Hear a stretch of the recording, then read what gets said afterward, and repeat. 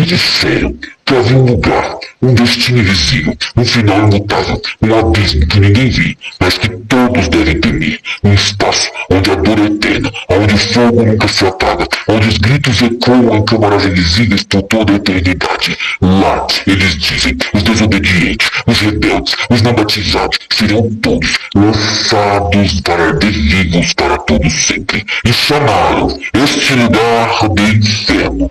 Eu o chamo de chantagem teológica. O mais perverso disso tudo é que ele não foi criado por demônios, não foi revelado por profetas, não foi arquitetado por Deus, foi arquitetado por teólogos, decretado por concílios, sustentado por reis e ensinado em nome de um Deus que supostamente nos ama.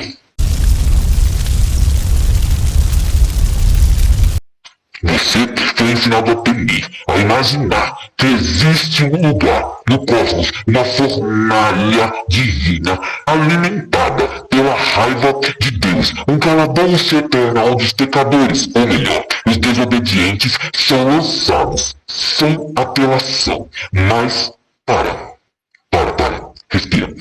E se pergunta, aonde exatamente está escrito? Quando foi que esse abismo se tornou um dogma?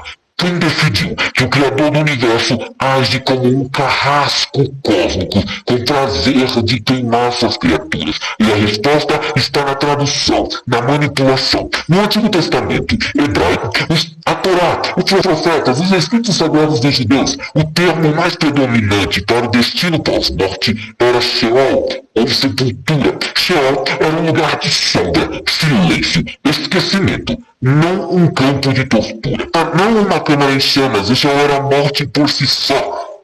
Sepultura, na tradução mais simples. No Novo Testamento grego, 3 palavras foram traduzidas de forma conveniente como inferno, mas nenhuma delas tem o significado que foi imposto a você.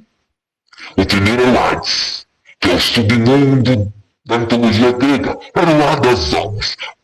O segundo era o Tártaro, um abismo mitológico reservado aos titãs. O terceiro era o Guiena, o Vale do Rinom, o nome do lixão de Jerusalém, aonde se queimavam os restos da cidade, inclusive cadáveres de criminosos, pedintes e até os animais impuros. Sim, este inferno que Jesus tanto menciona, como aonde o fogo não se apaga, era literalmente o lixão da cidade, um lugar onde os vermes roíam a carne dos condenados à exclusão social, um lugar físico, geográfico, real e não metafísico. E ainda assim, os tradutores vestiram o medo com palavras, pegaram este vale e transformaram em eternidade, pegaram as metáforas e usaram como martelo. Versos como Mateus 10:28 que diz: temei antes aquele que pode destruir a alma e o corpo no inferno, foram arrancados do contexto e lançados como projéteis. Mas Jesus não está falando de um lugar de tortura eterna, ele está denunciando um sistema que mata corpos e almas aqui na Terra. E a igreja sabia disso. Ela sempre soube, mas preferiu construir um império do medo, porque enquanto o povo teme o fogo, ele aceita o jugo. Entende? O inferno que você conhece não é uma revelação divina, ele é uma construção política, ele é um projeto arquitetado com precisão cirúrgica para matar pessoas e manter multidões em obediências, gerar pânico, suprimir o pensamento e justificar o domínio. E você foi apenas mais uma alma presa no contrato invisível da submissão. Agora, me responda, quem ganha com o medo do inferno? Com o medo do fogo eterno? Esse medo foi a arma perfeita para justificar as cruzadas, as inquisições, os batismos forçados e as confissões humilhantes. Foi a ferramenta de controle psicológico. Escute, Agostinho de Hipona, no século IV, formulou a ideia do tormento eterno. Tomás de Aquino a refinou. Dante Alighieri popularizou com a Divina Comédia. E a Igreja oficializou para todo sempre. Ou você obedece, ou você vai para o churrasco eterno. Em Apocalipse, no capítulo 20, no verso 10, fala-se tormento de dia e de noite para todo sempre. Mas esse texto ele é completamente apocalíptico, ele é simbólico, ele foi escrito num contexto de perseguição romana, ele não é doutrina, ele é literatura de resistência. Mas os padres não vão te dizer isso. Os pastores tampouco sabem disso. Eles não querem te libertar, eles querem que te manter com medo. Porque se o inferno fosse real, a igreja seria sua agência de viagens. Porque ninguém lucrou tanto com a fabricação do medo, enquanto aqueles que diziam possuir o monopólio da salvação. O medo do fogo eterno construiu catedrais, coroou papas, justificou guerras, moldou gerações inteiras a se dobrarem diante de uma única instituição, não de Deus, da igreja. E pense comigo, se existe um lugar de sofrimento eterno, e se somente a igreja pode impedir a sua entrada, então ela não é uma guia espiritual. Ela é uma seguradora cósmica, um cartão celestial. Ou você paga o dízimo em obediência, em culpa, em silêncio, aí ela te dá uma apólice contra as chamas. Mas, quando a Bíblia é lida com medo, ela se torna uma arma. E o inferno é o tambor que marca o ritmo da submissão. E a cada batida, uma ameaça. A cada versículo mal traduzido, um chicote sobre a alma. Esse não é o Deus de Jesus. Esse é o Deus do Vaticano, é o Deus da igreja, um Deus que castiga com fogo, enquanto seus representantes bebem vinho sagrado em tronos de mármore. Eles não querem que você leia, não querem que você pense. E principalmente, não querem que você descubra que existem centenas de teólogos, biblistas e historiadores que passaram a vida desmontando o inferno e foram silenciados por isso. Porque quando esse medo morre, todo o Império Romano cairia. Todo o Império da Igreja cai. Vamos aos nomes? Escreva aí, para você não esquecer. Orígenes de Alexandria, no século III. Um dos pais da igreja. Ele criou a ideia do apocatástase, a restauração final de todas as coisas, inclusive dos pecadores, até mesmo de Satanás. Para Orígenes, o amor de Deus era tão absoluto que nenhuma alma poderia ser rejeitada. E por isso mesmo, ele foi condenado como herege.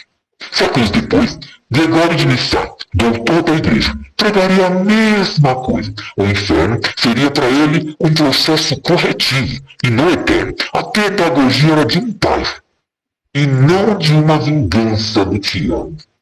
Mas a doutrina preferiu Agostinho, com o Deus que pune, o Senhor que castiga e o Pai que queima os seus filhos.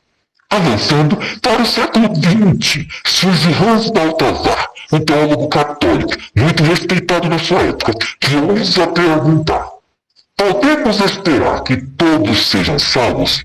E a resposta dele foi: sim, podemos, aliás, devemos. Mas a igreja jamais aceitou responder claramente essa pergunta, porque onde não há inferno, não há necessidade de uma redenção mentida. Hoje, nomes como Rob Bell, o autor do livro O Amor Vence, e David Bentley, o filósofo ortodoxo, gritam contra os dogmas. Eles mostram com base nos textos originais, que a palavra grega aionios, traduzida como eterno, pode também significar longo período, era, e não necessariamente para sempre. Mas você nunca ouviu falar disso, né? E nem desses nomes. Sabe por quê? Porque a religião não foi construída com diálogo. Ela foi construída com censura. E a maior ironia é que nem mesmo a Bíblia, quando lida com honestidade, sustenta esse horror eterno que eles chamam de inferno. Em Salmos 30, no versículo 5 diz: a sua ira dura só um momento, mas o seu favor dura para sempre. Em Lamentações, no capítulo 3, vai dizer assim: o Senhor não rejeitará para sempre. Sim, o inferno foi contestado de dentro, desconstruído por santos, bispos acadêmicos, mas isso foi varrido para debaixo dos altares. Porque o inferno que não dura não gera lucros. E se o inferno não existir, todo o sistema desmorona. Aí vem aqui pertinho, deixa eu te perguntar uma coisa. Você já se perguntou por que tanta ênfase no inferno? Por que entre todas as doutrinas, essa foi a mais repetida, a mais decorada, a tatuada tatuada na sua alma desde a infância. Porque o inferno ele não é teologia. Ele é engenharia mental. Ele é uma chantagem emocional. Ele é um chicote invisível usado para controlar a sua consciência. Quando dizem que você nasceu condenado, eles te acorrentam. Quando eles dizem que o amor de Deus tem condições, eles te dominam. E quando dizem que questionar é pecado, eles estão te desarmando. E o que dizer mais? Porque o inferno é a prisão sem muros, o campo de concentração que você carrega aí na sua mente. Uma cela, construída em forma de catecismo. E o mais sádico, eles dizem que isso é por amor. A igreja, essa máquina milenar, domesticou milhões com um único argumento. Obedeça ou queimará para todo sempre. Esse é o evangelho do medo. Essa é a religião da submissão. Esse inferno nunca foi o destino. Ele era somente um meio, um método, um instrumento, uma coleira invisível. E sabe o que acontece quando você entende que o inferno verdadeiramente não existe? Você levanta a sua cabeça e sai da sua jaula. Se o inferno não existe, a culpa não funciona. Se o inferno não existe, a obediência cega não se justifica. Se o inferno não existe, o medo morre. Aí agora eu te pergunto sinceramente, você aprendeu a buscar seu Deus ou a fugir do inferno? Você está caminhando querendo o céu ou você só está fugindo para não ir para o inferno? Você está sendo movido pela fé? Ou pelo medo? E vou dizer uma coisa, e se esse lugar é uma farsa, talvez o seu governante também seja. Se o inferno é uma farsa, talvez tudo que disseram sobre ele seja. Então deixe seu like, compartilhe esse vídeo, porque no próximo vídeo nós vamos desconstruir o governante do inferno. Vou te provar que o diabo também não existe.